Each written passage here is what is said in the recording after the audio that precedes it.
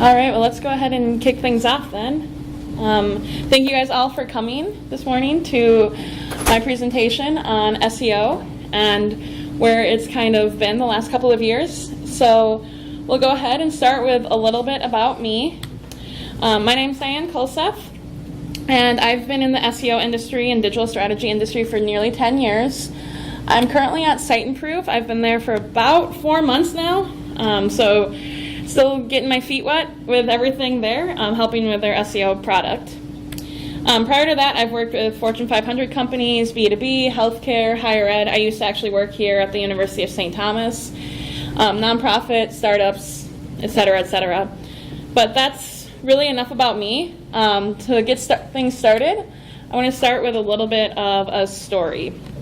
So you might recognize the young character in this story, but about 5 years ago, a young digital marketer found herself working at a local software nonprofit and had just arrived from a very collaborative digital agency where her role meshed a lot with the web development team tasked with updating client sites to meet the standards of the SEO team. So she took that practice straight to her new software team and told them all of the ways in which the site was not optimized for SEO. Can you picture what the software team's response was? It was a lot of that. And if you are wondering, that young digital marketer was me. I was going up to my software teams and saying, here are all the things you need to do to fix your SEO. And they were like, okay, that's absolutely great. And so, unfortunately, now there's kind of this disconnect between marketers and webmasters, and maybe you guys are both, or maybe you're just doing the web, or maybe you're just tinkering around with different web technologies. Not sure where all of you guys are at.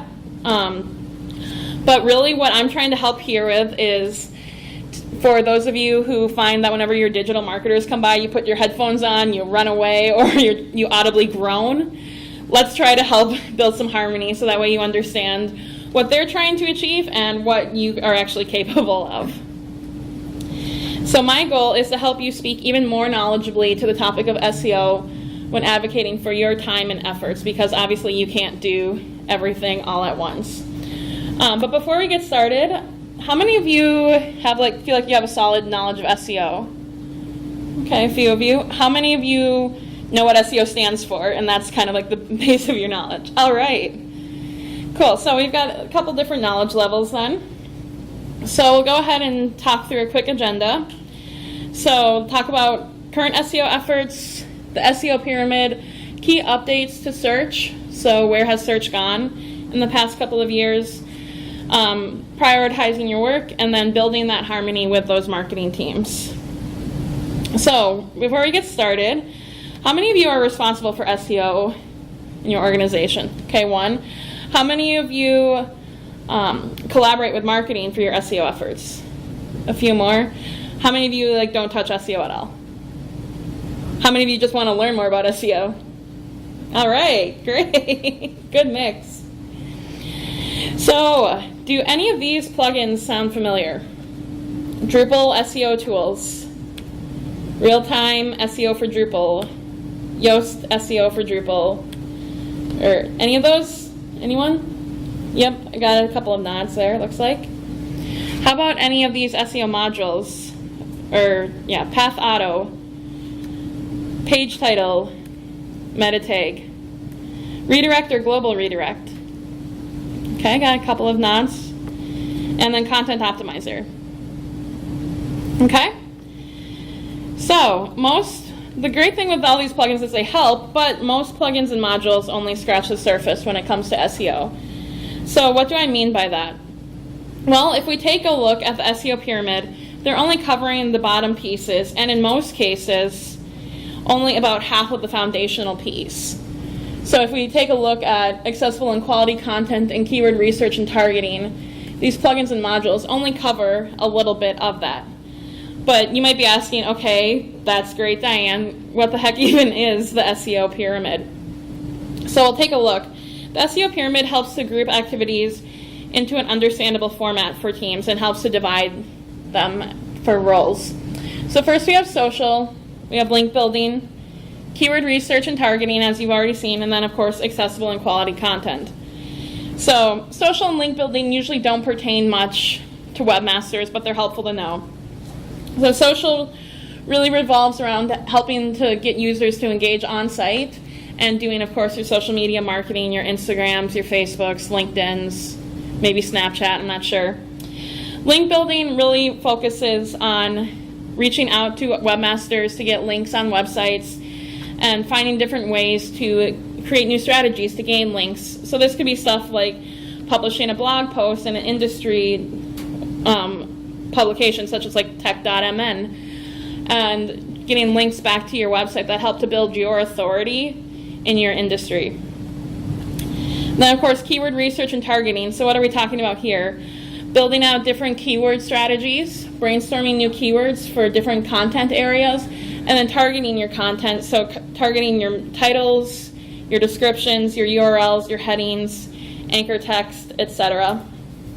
And then, of course, the foundational piece is really ensuring that you have strong, accessible, unique content. So having that well-written content, building out sitemaps so search engines can find that content, having a solid internal link architecture, making sure that search engine bots can actually crawl all of your content, having a solid and understandable URL structure, and ensuring that you're getting a proper server response. So that's a lot of stuff, and don't mean to overwhelm you, of course. So we'll talk through developers' roles with all of that. So based on this pyramid here, we'll do a quick little quiz. There's no penalization if you get it wrong, of course.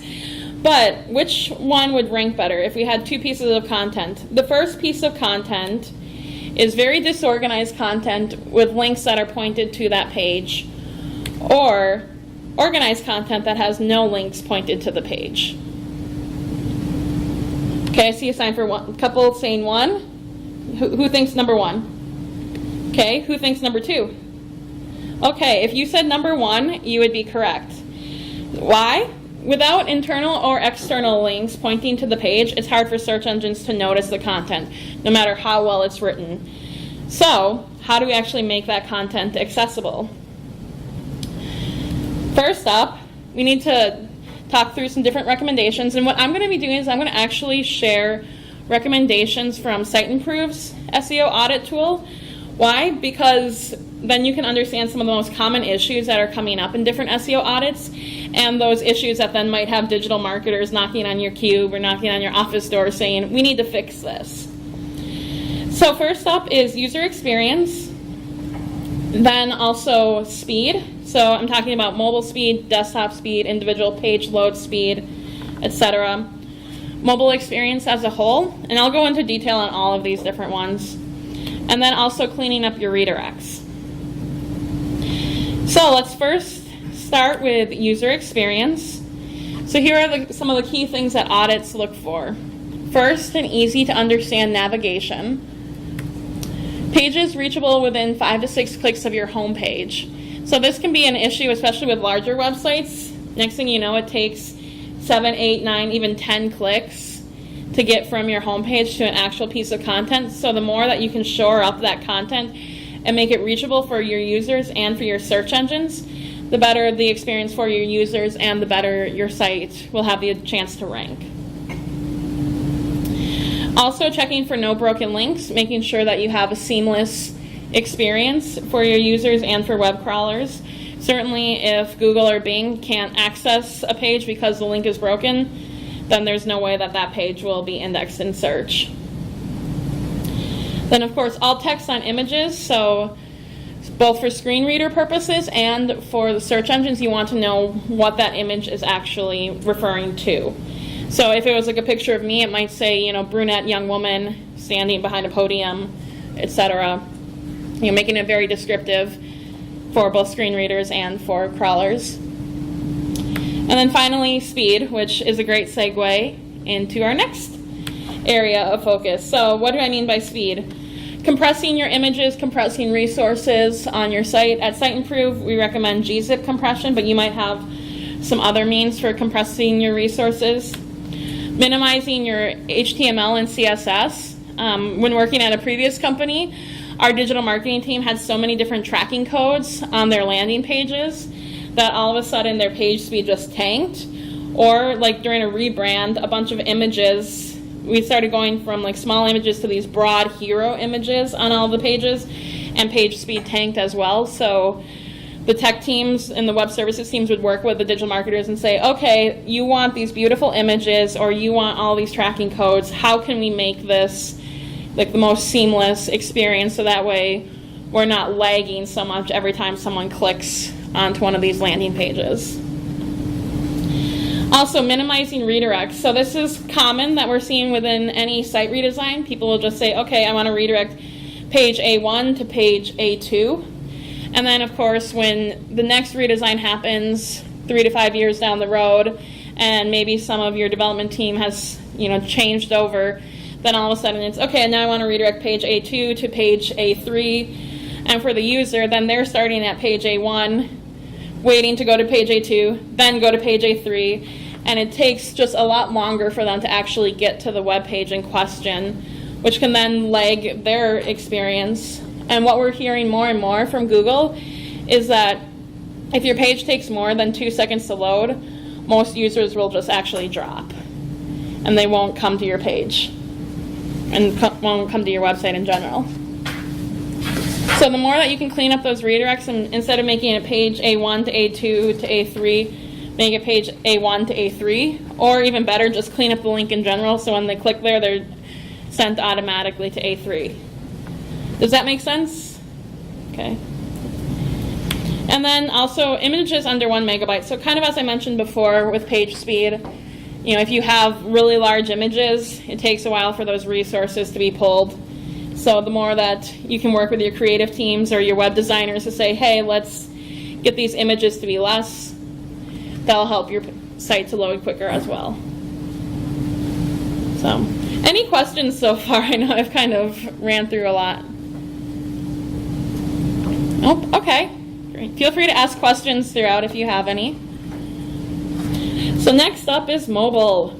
So what are we talking about here? First, ensuring that viewport is enabled. So making sure that when someone comes to a mobile experience, no matter if they have, the iPhone 10 or they have a Samsung Galaxy S8. I don't personally own a Samsung, so I'm not entirely sure what the newest Samsung phone is, but no matter what their experience, or if they go onto an iPad or Galaxy tablet, that they're getting full 100% viewport. So then that makes it easier for you guys that you don't have to have experiences for each different level of browser width.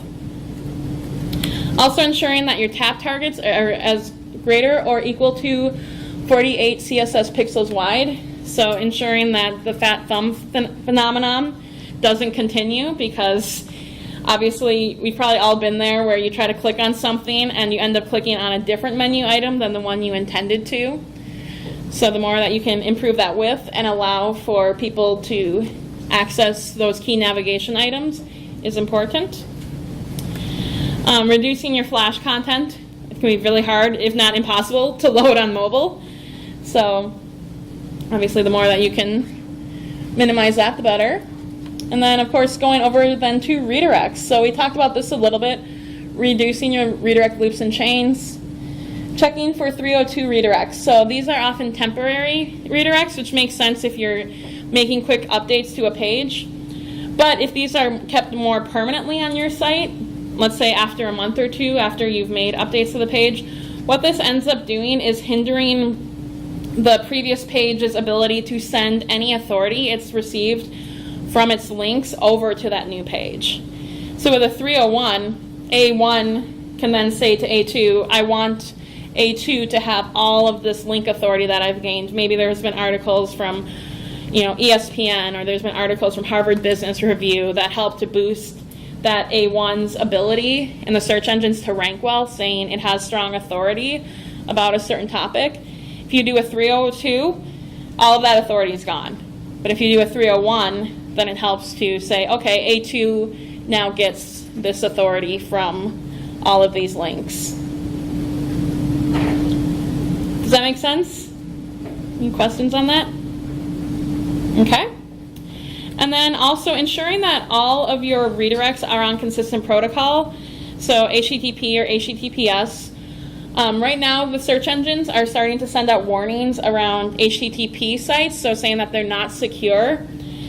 And what we're seeing is that on most websites, a lot of people will say for any forms, they'll put HTTPS on, but they won't for HTTP. And so then that mixed experience can really confuse the search engines and also then impact that website's performance. So if you're creating redirects and you're sending them from an HTTPS page over to an HTTP, that can also impact that. That sends the search engine a sign that this website has no idea what they're doing. They're sending their users from a secure experience to a non-secure experience and possibly back to a secure experience. Try to just make it all consistent, all one protocol. When in doubt, the more that you can do to bring your site over to HTTPS, the better it will perform for ranking well in search. That being said, we understand that that can be a little bit of a challenge to migrate all of those pages over. So, any questions on that? All right, great. So, now it's time to check your work. How many of you guys have heard of Google Search Console or Bing Webmaster Tools? Great. So there are some things within all of these that you can use to help understand if you're actually getting your content accessible by Google. So checking indexation compared to your sitemaps pages. Let's say you've submitted a sitemap that has 500 pages on it, and then you check Webmaster Tools or Google Search Console and you see, oh, only 400 have actually been indexed. Then you'll want to check those remaining 100 to understand, are we having issues with no indexing, or is there something else that's going on? Are there any links pointing to these pages that will help it to be found by Google, or for Bing as well? I'll often refer to Google first before I refer to Bing, just obviously due to market share. Also, using crawl stats on Google Search Console, you can check number of pages crawled per day. So you want to see this increasing certainly as you're making updates to your website to ensure that you have accessible and crawlable content. Additionally, as you're making those updates to your page speed, if you're getting compression enabled, if you're reducing your image sizes, if you're cleaning up your redirects, you should see your time to download, like that average time, start to go down, which you can also check within crawl stats in Google Search Console.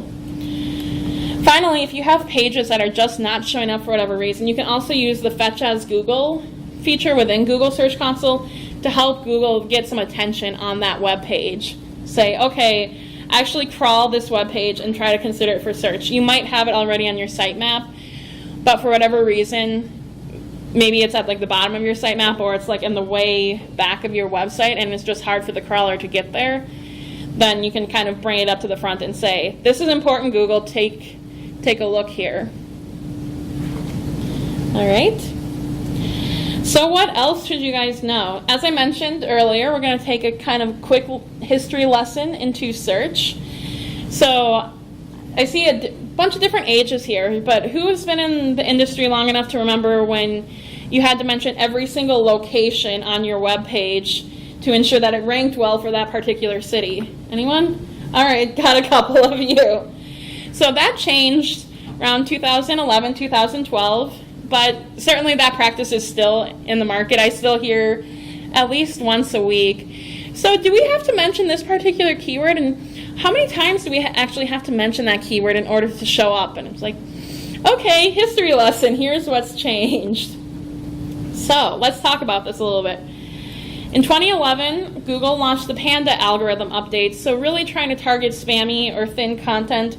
Oftentimes these would be, how-to articles or those pieces of content where you navigate to a page and you just see a ton of ads all over it and maybe 200 to 300 words about some topic, and maybe it wasn't even coherently written. Maybe it was offshored to a different country where someone wrote it for $2 and then sent it back to the US. Well, Google said, yeah, okay, no more with that. Don't want anything to do with that. 2012 was the launch of the Penguin algorithm update. You might be seeing there's a little bit of an animal theme here.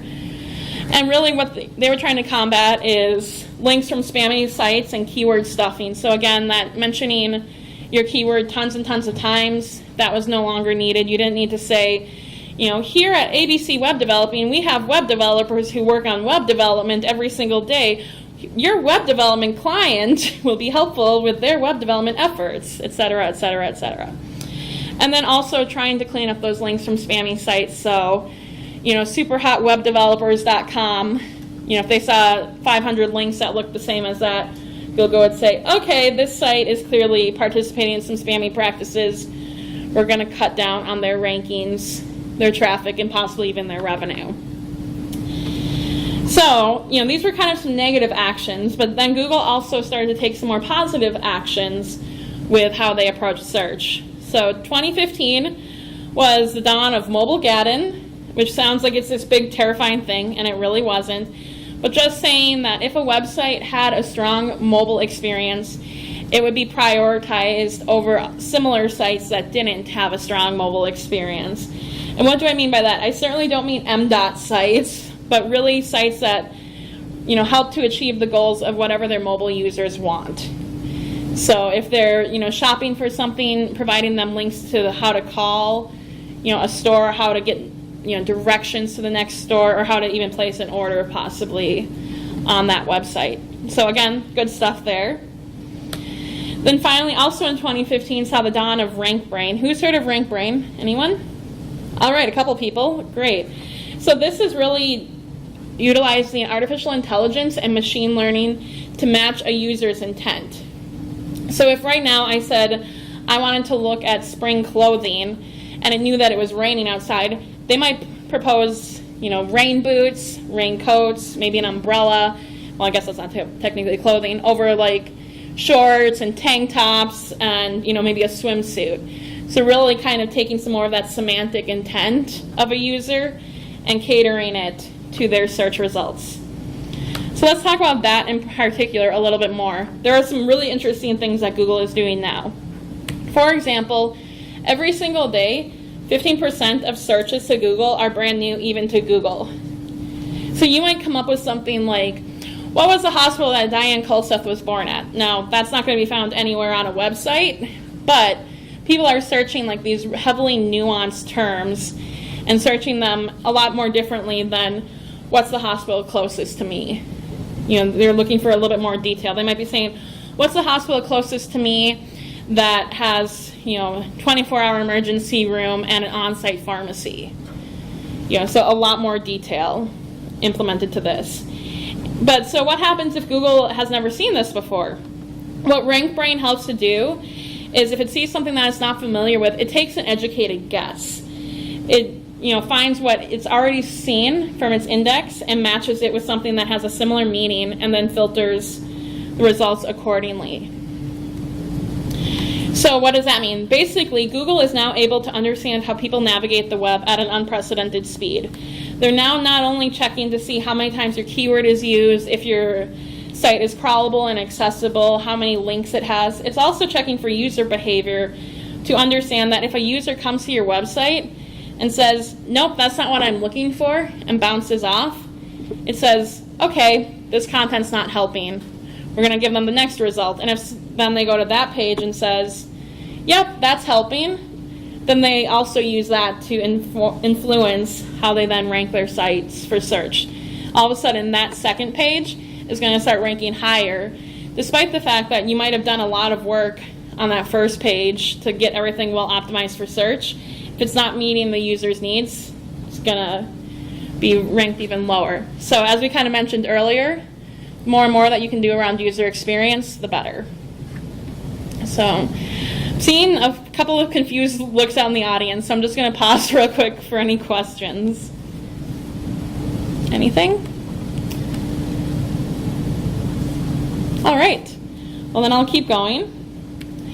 So how do you stay current if everything is moving? Well, again, it's important to optimize with the user in mind. So the more that you can have a seamless experience for your users, the more that you can have your assets load quickly, the more that your content is not offshored to a different country, but actually written by subject matter experts in your field, the better.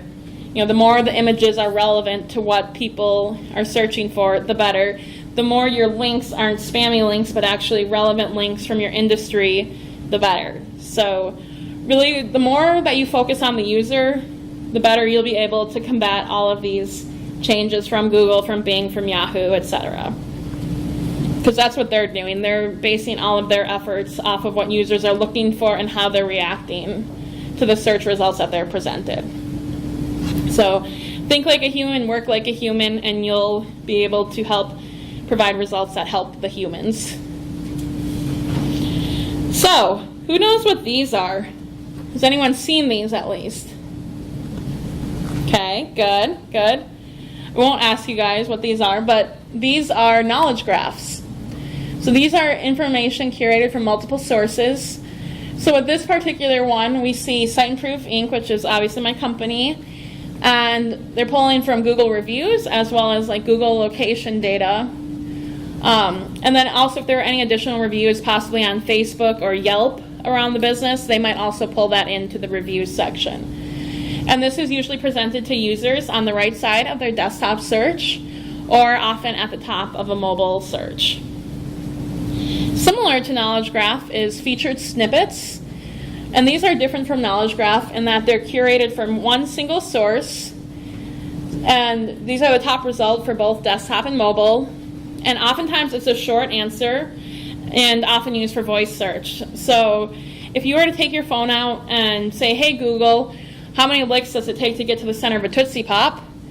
You would then actually find a result referring to some research by Purdue students as far as they created a machine that would help to emulate a human tongue and how many times it would take to get to the center of a Tootsie Pop, and how that actually differed from actual students and taking time to sit there and lick a Tootsie Pop.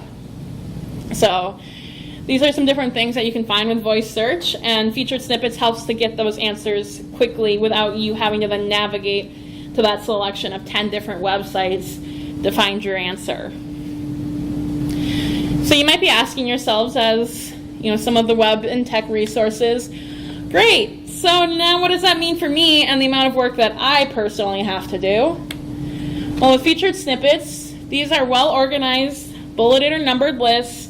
It helps to answer whatever that question is for a query, and that answer should be at the top of the content. So if you're saying, how long does it take to get from Minneapolis to St. Paul? You'll want that to be usually within the first paragraph of your content. But that means that most of the work is with your content teams. That being said, schema markup can also be helpful. What do I mean by that? I'll touch on that in just a little bit. Knowledge graph. So this is also where schema markup can be really helpful. Using different things such as like biography markup, article markup.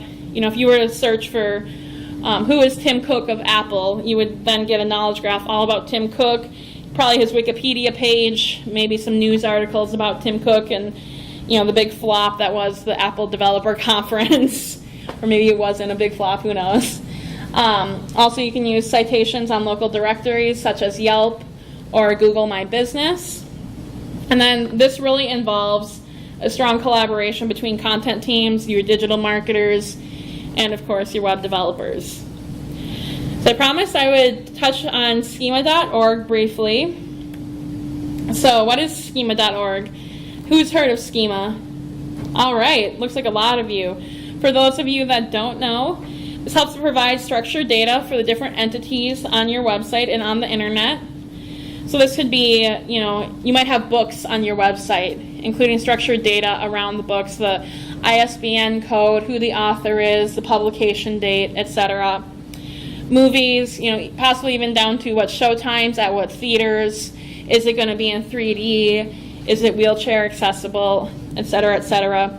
Recipes, you might see that if you search how to make a chocolate chip cookie, you'll see that people are now taking their content with how long does it take to prep all the ingredients, how long does it take to bake all the ingredients, what are these ingredients, and what are the instructions for actually creating and baking these cookies. Places, so much like Google My Business, having locations around that, maybe even latitude, longitude, providing addresses, phone numbers, hours of operation. Articles, if you were to search, Anthony Bourdain news, you would get a whole, updates, and all of those articles would have markup around, the publication date, subject, what's the website, etc., etc. Reviews, so like we said, Yelp reviews, Google reviews, Facebook reviews, etc. Events, so maybe a TC Drupal conference at the University of St. Thomas, Minneapolis, what are the times, what are the dates, etc.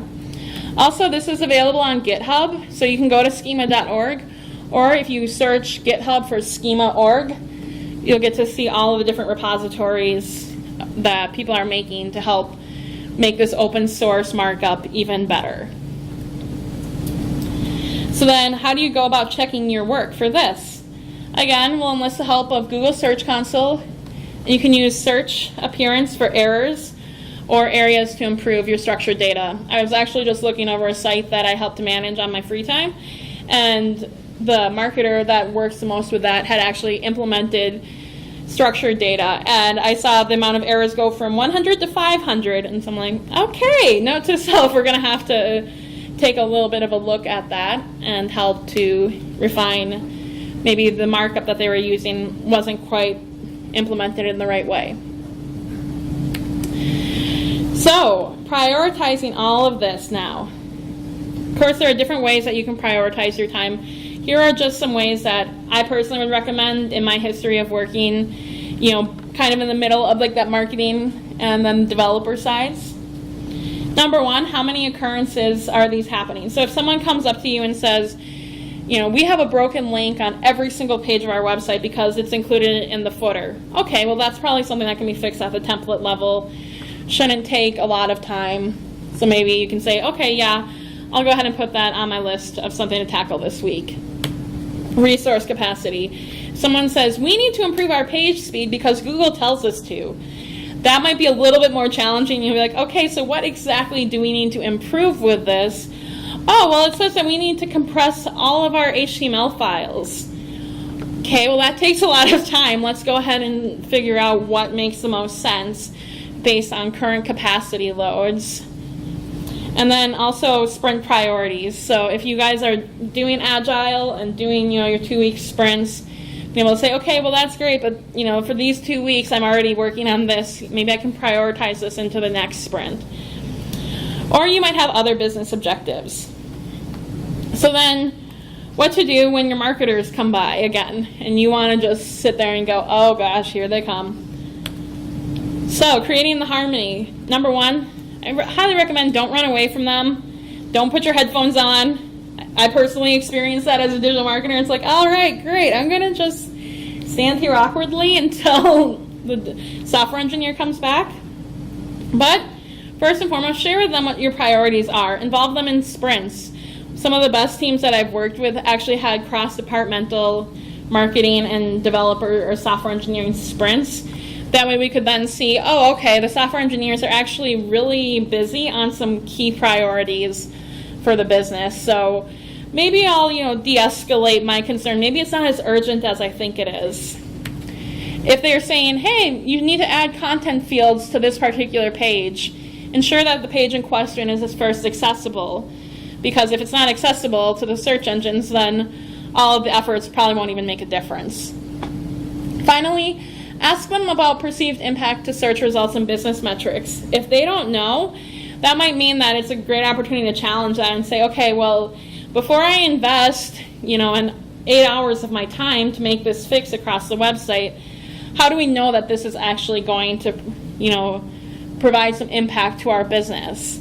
Certainly we've seen that, I'm trying to think of a good example. A couple months ago, Google said, oh, we're going to change, or they were starting to test out, maybe meta descriptions don't need to be 150 characters, but could actually be 230 to 320. And Moz posted about that, and all of a sudden, all the digital marketers went to their teams and said, we need to increase our, field lines in our CMS from being 150 to 200 characters to 230 to 320. And so web teams kind of fought back. I know this because I was telling the team that I was working on at that point, they're like, are you sure we really need to do that? And I said, you know what, why don't I go ahead and test this and see if it improves our overall click-through rates to our search results? And I tested it, saw very little impact.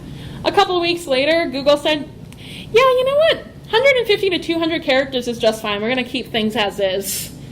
And so then all of a sudden, all of those marketers who had been hunting down their developers saying we need to improve and increase the amount of characters for our meta descriptions were kind of caught with their tail between their legs and saying, oh, actually this might not be a big deal.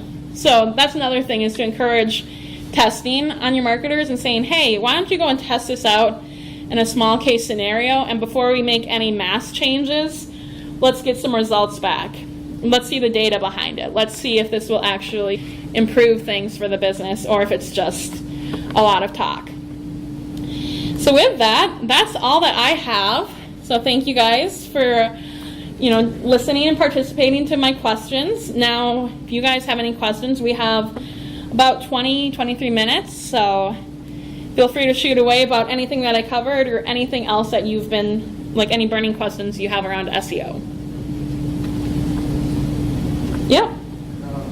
When you mentioned about voice search, you said that like the answer should be like at the beginning of the post. Yep. But usually, or at least the way that I write a blog post is like I try to have a teaser that doesn't have the full answer, so to invite people to read the whole thing. Mm-hmm. So like, is there a way to to indicate this is used for search, but if someone comes to my website, do something else, or what is the recommendation there? Yeah, so basically what is recommended for voice search is that you do answer the question, usually within that first paragraph, but then you provide more context to your answer in the following paragraphs, because what we're seeing, especially from Google, is that they're trying to minimize even navigation to websites for search. They're really trying to keep the experience on Google. They don't want people to leave Google. So the more that you can do to keep your content easily available, the more people will actually be able to even see your website going forward in the future. So quick, brief answer at the top, as frustrating as it is, and then expand on it in your following paragraphs. Yep. Anything else? Yep. I'm struggling a little bit with the feature snippets in the trying to target them for a couple of reasons. One, to boost some of the first page of search results, but also I'm noticing that 80% or maybe higher from my site, the time we show up with voice search, it's the same as the feature snippet. So without the feature snippet, we almost always have the voice search and all that search. Yep. So the struggle is, I want whatever is read out to be useful to the person doing the voice search. Typically, when I'm using voice search, I don't then go onto the site, but it gives me a little bit more trust as I. Yep. When people get the desktop version, I want them to come to the site after. So I'm trying to hold back a little information so that the feature snippet sells the click to come to the site. I think false on all that. Yeah. So I know for some websites, what they're trying to do is say, here's our quick answer, and then if you want more, read for, including that actually in the copy, we have more history about this in the paragraphs below, or we have more details on how you make this change, further below. So that way you can see, again, that quick answer, and then expanding on your copy. But yeah, it's kind of a challenge right now because most people are coming to a page that can be both desktop and mobile. And Google's taking part of that for voice search and part of that for your desktop search engine results. Yeah. Does that help to answer your question or not quite? It does. Okay. I think there's a lot. Yeah. Have you seen any stats around losing traffic? There's a feature snippet there. So if you maybe were the number one organic result, feature snippet, and then you add the feature snippet and the number one result in stack. Yeah, we have seen in a couple cases where if you have just the traditional 10 result search engine result page, and then all of a sudden, result 3 becomes a featured snippet, we are seeing that, result 3 is getting a lot more of that traffic now as that featured snippet, and result 1 is starting to lose that. So again, it's kind of frustrating. Google's really trying to keep its experience on Google, which, SEO has been all about getting people from Google to your website, and now it's okay, well, now we need to optimize to keep people on Google and not coming to our website. So I think your question was, let's say I am ranking well, and then I optimize for a feature to try and get it. Yeah. I succeed. Now people are looking at the feature snippet and therefore not looking through my site. So it's not a Yeah. between 3 person lost out, but that other person, the person that originally was at number 3 that ranked for feature snippet, Yeah. he got the other number 1. Yeah. But I think the question, if I'm right, was more like, I was already number 1, or close to number 1, now I've got a feature snippet. Do people not click through my site? Yeah, I mean, oftentimes people aren't clicking through even if you are number 1 and you are also the featured snippet. So we are definitely starting to see reports of that where, you do get the featured snippet and you get that quick answer and you're not getting any of the remaining traffic. Yeah, so the more that you can do to even write it in such a way that helps to then say, hey, there's more information, click here. Even if someone's clicking on their phone and maybe they're like, okay, I'll come back to that later. It might even jog their memory when they see it in their web browser again. Yeah, I think the advantage could really be like if you're second, third, maybe fourth, the chance to jump over other sites that might have higher domain authority and so on. If you can get a feature snippet, if your content is better organized. But if you're already organized, maybe don't try as hard. Yeah, absolutely. But then the branding is still Yeah. And one thing I'll mention is like there have been different stats that have been quoted by like ComScore and stuff that's like, oh, by 2020 50% of searches will be all voice, and what we're seeing is no, they're not quite, voice is not overtaking quite as much. That's very much like a couple years back, like 2012 is going to be the year of mobile. Just kidding, 2013 is going to be the year of mobile. Nope, 2015, it's definitely going to be 2015. So I think everyone's getting really excited about voice search and the possibility of voice search, and certainly the more you can do to optimize, if you can tell that your website's getting a lot of voice search, by all means optimize it for it, but also optimize for the people that are already there and the people that are already coming. I'm hearing a lot from people right now, oh, what's our voice search strategy? And I'm like, providing relevant content to your users, much like you would on a desktop or mobile experience. So in relation to voice search, there are 2 approaches that Google seems to be talking about. One of them we covered, which is the same thing we do for Attendees, like incorporate schema markup, trying to become a feature snippet, or trying to essentially try and become one of their widgets because they will tend to rank that content more highly. Yeah. The other is then the actions directory, and you haven't really mentioned it, but I'm wondering if you could comment on your point of view on how valuable is it to create actions and trying to get into the actions for your clients asking me about that.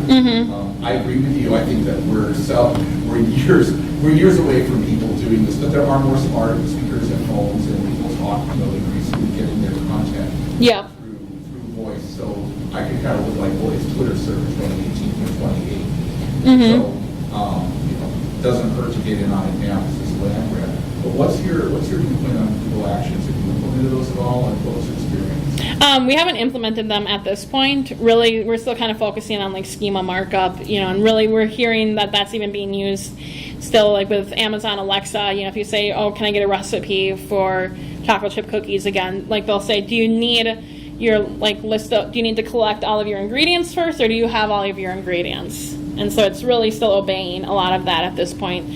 Don't have too much of a commentary yet on Google Actions. Right, it's not like there's box you get proper. Yeah, exactly. Exactly. Yep. What are the tools that you recommend to monitor the performance, or just like have metrics to work with to analyze the SEO of my website? Yeah, so I mean, a solid analytics platform, and then those webmaster portals, Google Webmaster Tools and Search Console, ensuring that you're seeing like an increase in indexation of your pages, that you're seeing an increase in appearances in search. So they'll have like a search traffic tab. It'll show like the impressions that you're getting, so seeing those impressions increase, and ideally you'll see those clicks increase as well. If you're not, then you have some work to do on, how you're appearing in search in terms of like your title and your description. From there, then also, like I said, a solid analytics platform, whether Adobe Analytics, Google Analytics, Site Improve Analytics, that then helps to track your organic traffic, and the actions on those sites. Like, are they filling out a form? Are they making a purchase? Are they possibly downloading a white paper? Whatever positive actions you want them to take on your website, that you're tracking that as well. Okay. Yeah. Do you have a rule of thumb for how long you wait for even some indexing, like seeing if something has been re-indexed after you submit? There's a fair number of issues for that. It's always just like, it's like you know it can't be instant that you're Yeah. gonna get the fix, but like, how quickly should you be looking and then trying something else if it doesn't work? Yeah, I mean, I typically like take a percentage of like how many pages Google is crawling per day based off of like the amount of pages that I have on my site and try to understand, okay, you know, Google could be crawling anywhere from like 10 to 30% of my website. So that being said, within a week I should see at least something that's different on my website. I usually tell like teams that I work with, you know, let's wait a month just to give, you know, plenty of time in case there's something else that comes up. And, you know, let's say we change like a huge section of the website while this tiny little fix is going through. Okay, the search engines might take a lot more time on that big fix. So I usually give a rule of thumb of like, let's wait to see like any big changes for about like a month or two. It's always hard though, because everyone's like, I actually had someone once say like, Diane changed her keywords around on Wednesday and it's now Monday and we're not ranking number 1. It's like, yeah, that's not quite how that works. Any other questions? Yep. Any thoughts on the optimal word count for blog posts? Because I've recently had some people in my organization just read something somewhere that says 1,800, and they Oh, yeah. sure it's on 1,800. Yeah, I mean, honestly, it totally varies by industry. And so what I would highly recommend is having, like, even if you get like a trial of like an analytics software where you can do some heat mapping and try to understand, okay, where do people drop off? Because, you know, I've heard some industries where they're like, we have to have more than 300 but less than 500. And I've heard others where it's like 2,500 is the least amount of words that we can have. So really, I would say like if you can get like a trial software of some sort of heat mapping, and then you can put it on all your blog posts and say, okay, where on average are they just like completely tuning out and leaving the page? If it's about halfway through and it's 2,500 page or 2,500 words, then you know, okay, we should probably stick to about 1,000, but you know, before they totally lose interest. I think Brian Dean actually did some research on this, where he did like look at that data set of images and concluded that the magic number was, I mean, it's ridiculous to get down to 8 digits, but it was like 829 words or something like that, was where pages were ranking optimally and not just ranking. So for what it's worth, Yeah, I mean, everybody thought it was. yeah, I know, like, I've heard Moz say, like, more than 500 for, like, you know, if it's a quick, informative article, but if it's going to be, like, a long thesis, you want it to be more than 2,000 words. It's like, okay, well, that's not really concrete, you know, and certainly in some teams, you're going to have these people who just love to drone on and on and on about a topic that they're very passionate about, and you're like, okay, but, you know, we're writing an informative article for these people who would just want an answer to these questions, like, what's the process for this, this, and this? We don't necessarily need 5,000 words to talk about that. I'm trying to pull the argument that we that, which is the blog post should be able to do it. Yeah, yeah. Yep. I mean, most oftentimes it's like you're not an academic publication. You don't need, you know, a super long blog post. Yep. Anything else? All right, well, I'll also be around if you guys have any more questions, but otherwise feel free to, you know, go on to your next session. If I can recommend one, my coworker Keith Bundy is talking about accessibility, and he's a great guy who's cannot see at all. He's completely blind, so I'm sure he'll make a joke to you guys about how you're the greatest looking group he's seen all day. But thank you guys so much for your time. I really appreciate it.